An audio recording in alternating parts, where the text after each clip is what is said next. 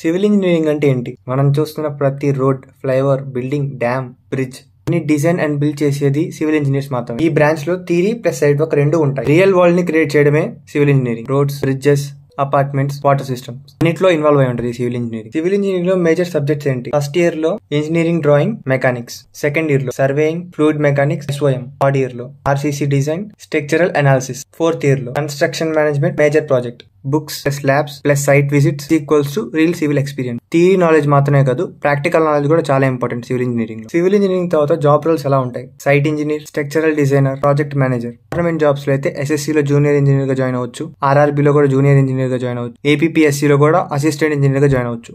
Salary ఎలా ఉంటుందంటే freshers కి 3 to 5 LPA, ఎక్స్పీరియన్స్ ఉన్న వాళ్ళకి 10 LPA ప్లస్. అదే గల్ఫ్ కంట్రీస్ లో పనిచేసే వాళ్ళకి 20 lakhs per annum to 40 lakhs per annum ఉంటుంది. మన రియల్ ఎక్స్పీరియన్స్ తో మన శాలరీ ఇంక్రీస్ అవుతుంది. అసలు సివిల్ ఇంజనీరింగ్ ఎవరికి సెట్ అవుతుంది? హ్యాండ్స్ ఆన్ వర్క్ కి ఇంట్రెస్ట్ ఉన్న వాళ్ళకి, రియల్ వరల్డ్ కన్స్ట్రక్షన్ లో ఇంట్రెస్ట్ ఉంటే, గవర్నమెంట్ సైడ్ సివిల్ ఇంజనీర్ అవ్వాలనుకున్న వాళ్ళకి, జస్ట్ ప్లాన్స్ రాయడం కాదు, ఆన్ సైట్ యాక్షన్ కావాలనుకున్న వాళ్ళకి.